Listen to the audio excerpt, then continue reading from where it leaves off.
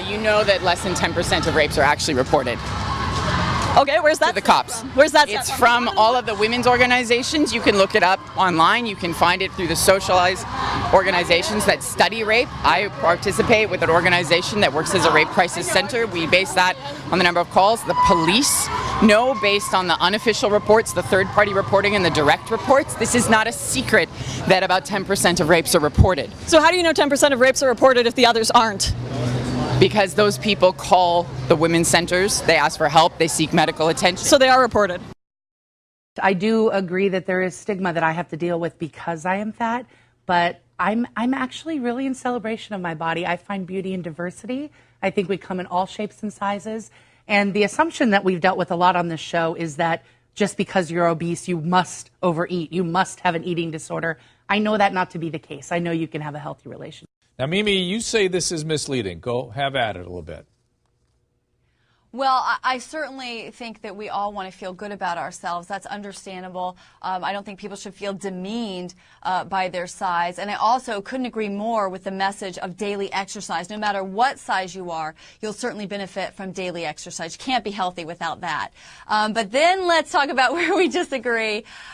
Look, if you want to feel good about yourself, it's impossible to feel good about yourself when you're doing something that's self-destructive. Also, self-destructive behaviors that result in damage or debilitation or even disfigurement to the body, that's never going to be perceived as beautiful. The thing is that I think that the Hayes approach, the health at every size approach, has been documented to work. And it's been documented to work year after year. What do you mean work? What do you mean work? Because a health at every size is a lie. If you starve yourself into damage, that's unhealthy. Or if you eat yourself into damage, that's not healthy. You're making a lot of assumptions. That's just not. Here, that's not true. You're making a lot of assumptions. That's like saying that. Weight let's say you were a smoker. Let's say you're a smoker and have black lungs, and you try to say that's healthy because you don't have cancer yet. We know that it is actually factual that obesity is dangerous, and it's connected to cancer, stroke, Alzheimer's. We even know it's connected to an increase in birth defects. So there's nothing left to debate. Mimi? It's not beautiful. It's not healthy. Well, you know, $15 an hour, first of all, as we said, it's not enough of a wage, but it is a substantial improvement, and this is what workers have put forward. Fast food workers themselves courageously took their lives into their own hands, walked out of their jobs in a one-day strike in New York City, and demanded $15 an hour. And that is the first step, because the economy is not going to remain static. We have to fight for affordable housing. We have to fight for better services in terms of mass transit, education, healthcare, and that is why we have to also talk about taxing the super wealthy and big corporations. Well, I mean, of course, one government policy leads to the next. If you raise the minimum wage, then it's going to raise the rents. When it raises the rents, you're going to have to build affordable housing. When you have to build affordable housing, you have to tax people to build the affordable housing. When you tax people to build the affordable housing, people move out of the city, and you have to raise taxes on the people who remain in the city, and this is how you hollow out the economy of a major metropolitan area in the United States. Only...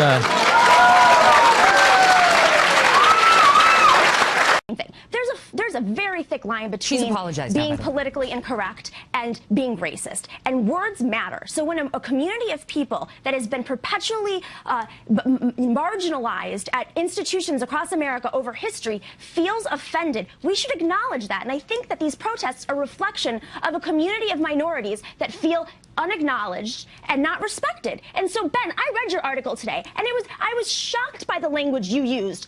You were saying that it's time for the right to fight. Yeah. No, but you read his column. Evidence. All this is screaming and feelings. How about like a shred of evidence, even for the incidents that actually happened in Missouri that drove this? Really? Where was the police report exactly when it came to, for example, the first N-word incident that led all of this? There was no police report on any of that. In the second incident, the N-word at the University of Missouri, the administration investigated, and the kid's under investigation. In the third incident with the cop car, let me just ask you this, because we're short on time. You tell me, Namiki, whether we are training these kids to be little cupcakes who never have to encounter anything offensive.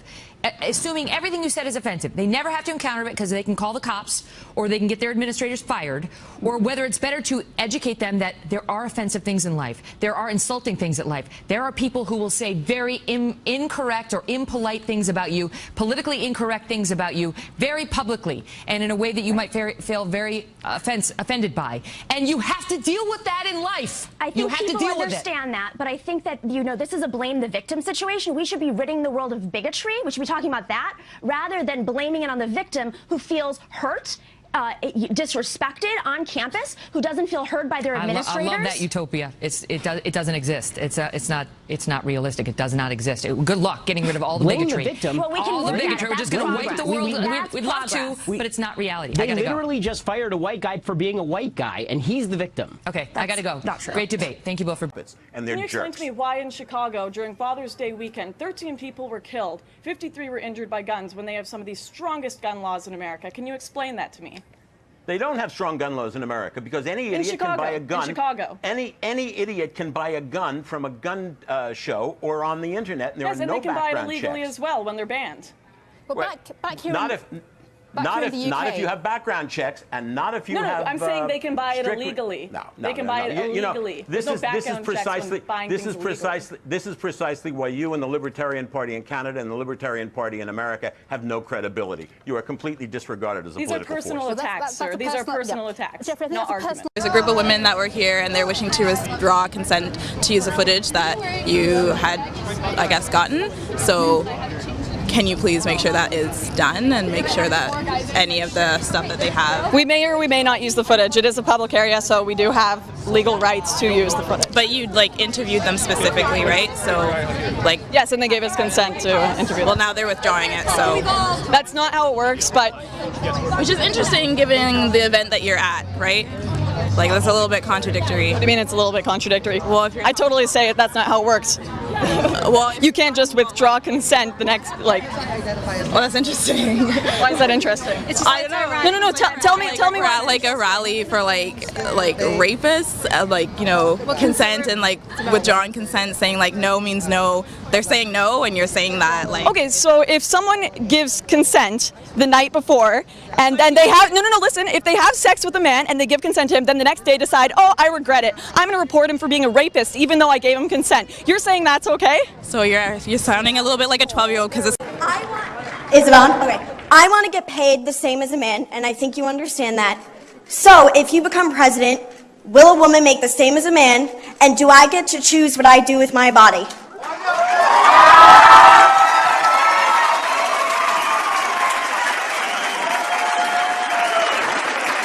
You're going to make the same if you do as good a job. Yeah, I was going to say that I feel like it's incredibly patronizing for you to paint these questions this way, especially as a white man. I don't expect you to be able to understand what people of color are actually saying with regards to cancel Colbert. He has a history of making jokes. Sorry, being a white man doesn't prevent me from being able to think, and doesn't prevent me from being able to have reasoned perspectives on things. I didn't give up my right to be able to have an intellectual conversation when I was born. I know, but well, white men definitely feel like they're entitled to talk over me. They definitely feel like they're entitled to kind of minimalize my experiences, and they definitely feel like they are somehow exempt and so logical compared to women who are painted as emotional, right? No one's minimalizing your experiences. No one's minimalizing your right to have an opinion. It's just a stupid opinion. I mean, it's a misunderstanding of what satire is. You just called my opinion stupid. You just called my opinion stupid. That's incredibly unproductive, and I don't think I'm going to enact the labor of having to explain to you why that's incredibly offensive and patronizing. Explain. I just told you I wouldn't enact that labor. Okay, thanks for being with us, Sui. You've restarted, let me just stop you so you don't waste a line of questioning. I'm just giving you... I love the mansplaining.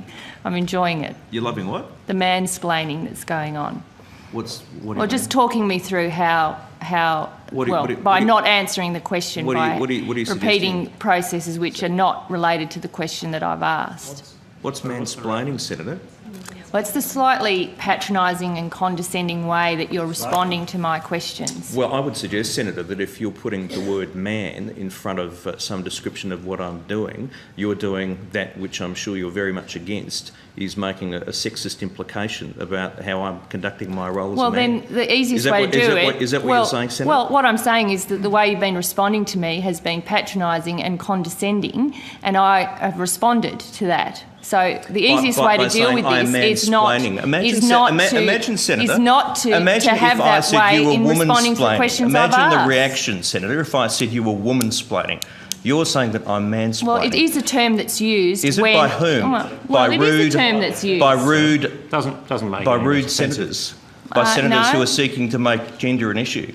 Stop being a hypocrite. Conduct yourself appropriately for this place. I'm sorry you're so offended by the use of the word. It is a word that's used. I'm surprised that you're so shocked by the use of the word. No, I'm just calling hypocrisy. Hypocrisy. Thy name is Labor. Thy name is Senator Gallagher.